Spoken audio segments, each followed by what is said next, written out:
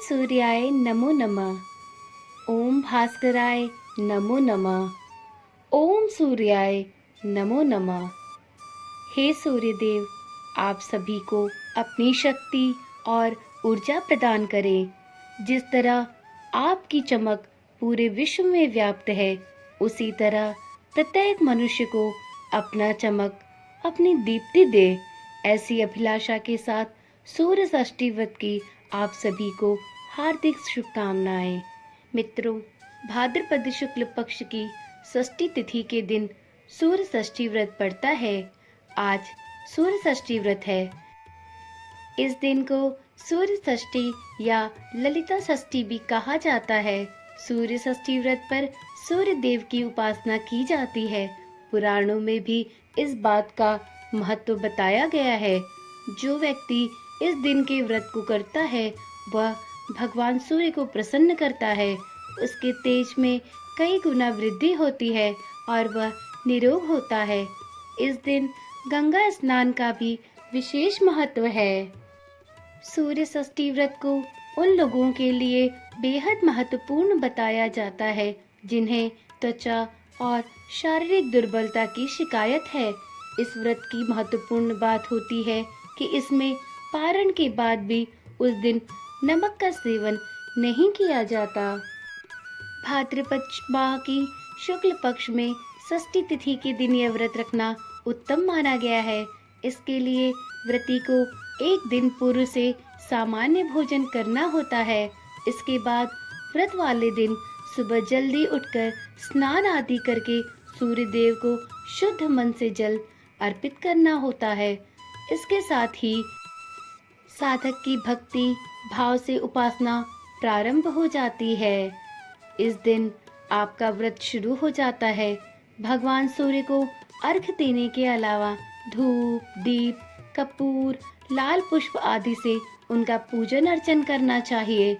इस दिन स्नान के पश्चात 7 प्रकार के फलों, चावल, तिल, दूर्वा, चंदन आदि को जल में मिलाकर उगते हुए भगवान सूर्य को जल देने का भी प्रावधान पुराणों में बताया गया है। सूर्य को अर्घ्य देने के बाद सूर्य मंत्र का जाप करना चाहिए। यह जाप 108 बार करना चाहिए। भगवान सूर्य को अर्घ्य देते समय इस मंत्र का जाप करें।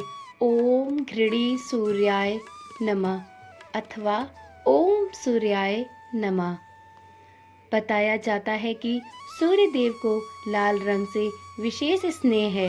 इस कारण अगर व्रत करने वाला लाल रंग का पुष्प उन्हें अर्पित करता है या लाल वस्त्र आदि दान करता है, तो भगवान इससे प्रसन्न होते हैं। वहीं इस व्रत में डूबते हुए सूर्य को अर्घ्य देकर ही व्रत का पारण कर दिया जाता है। पर महत्वपूर्ण बात यह है कि इस व्रत को तोड़ने के पश्चात भी नमक का सेवन वर्जित माना गया है। सूर्य देवता की इस पूजा में सूर्य भगवान के 12 नाम के मंत्रों का जाप करना चाहिए। ये मंत्र इस प्रकार से हैं। ओम मित्राय नमः, ओम रवये नमः, ओम सूर्याय नमः, ओम भानवे नमः, ओम खगाय नमः, ओम पुष्णे नमः, ओम हिरण्यगर्भाय नमः, ओम मरीचय नमः, ओम आदित्याय नमः, ओम सवित्रे नमः, ओम अकार्य नमः, ओम भास्कराय नमः, ओम सवित्री सूर्य नारायणाय नमः। इस प्रकार सूर्य भगवान के इन 12 नाम मंत्रों का जाप भी अवश्य करना चाहिए। कहते हैं कि इन सूर्य भगवान के 12 नाम मंत्रों के जाप से व्यक्ति को बल, बुद्धि, विद्या इत्यादि की प्राप्ति होती है। सूर्य षष्ठी व्रत में एक कथा अवश्य श्रवण करनी चाहिए। बिना इस कथा के श्रवण के सूर्य षष्ठी व्रत अपूर्ण माना जाता है। तो चलिए आज की वीडियो में हम इस कथा का रसपान करेंगे। तो चलिए प्रारंभ करते हैं। मित्रों, सूर्य षष्ठी व्रत कथा प्रारंभ करने से पहले आप सभी से एक विनम्र निवेदन है। यदि आप इस चैनल पर पहली बार आए हैं तो कृपया करके इस चैनल को सब्सक्राइब करें और पास में बने बेल आइकन को भी ज़रूर ऑन कर लें, जिससे कि आने वाली इसी प्रकार की वीडियोस आपको बिना किसी रुकावट के मिलती रहे। और यदि आपको मेरा ये प्रयास पसंद आ रहा हो तो कृपया अपना लाइक अवश्य दें। तो चलिए सूर्य षष्ठी व्रत कथा को प्रारंभ करते हैं। एक समय की बात है, प्रियव्रत नाम के एक राजा हुआ करते थे। उनकी पत्नी का नाम मालिनी था। राजा के किसी भी वस्तु की कोई कमी नहीं थी, किंतु उनके कोई संतान न होने के कारण वह सदैव दुखी रहा करते थे। एक बार राजा ने संतान प्राप्ति के लिए महर्षि कश्यप के द्वारा यज्ञ करवाया। यज्ञ सफल होने के कुछ दिनों बाद रानी मालिनी गर्भवती हुई, किंतु रानी के 9वें महीने उन्हें मरा हुआ पुत्र उत्पन्न हुआ। इस पर राजा बहुत शोकाकुल हो गए और उन्होंने आत्महत्या करने का मन बना लिया। जैसे ही राजा प्रियव्रत ने आत्महत्या करने की कोशिश की तो उनके सामने एक देवी प्रकट हुई और बोली, हे राजन, मैं षष्ठी देवी हूँ और लोगों को पुत्र सौभाग्य का वरदान देती हूँ, किंतु जो कोई व्यक्ति मेरी पूजा श्रद्धा भाव से करता है, मैंने उसकी सभी इच्छाएं पूर्ण करी हैं। यदि तुम भी मेरी पूजा अर्चना करो तो तुम्हें भी पुत्र प्राप्ति का वरदान दूंगी। इसके बाद देवी अंतर्ध्यान हो गई। यह बात राजा ने अपनी रानी को बताई और दोनों ने भाद्रपद शुक्ल पक्ष की षष्ठी तिथि को यह व्रत प्रारंभ किया।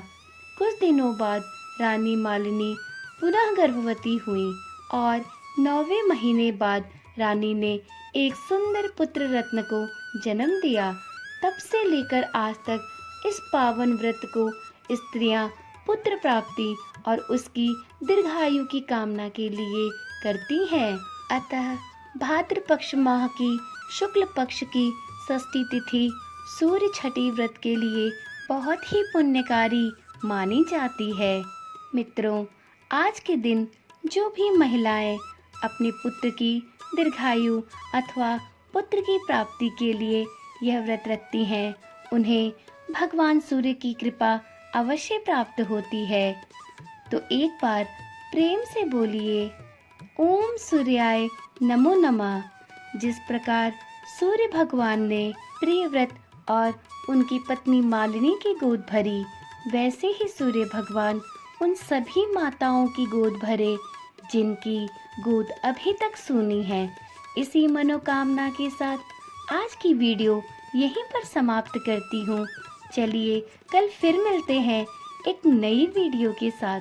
तब तक के लिए ओम सूर्याय नमो नमः, ओम भास्कराय नमो नमः। सभी देवताओं की जय हो।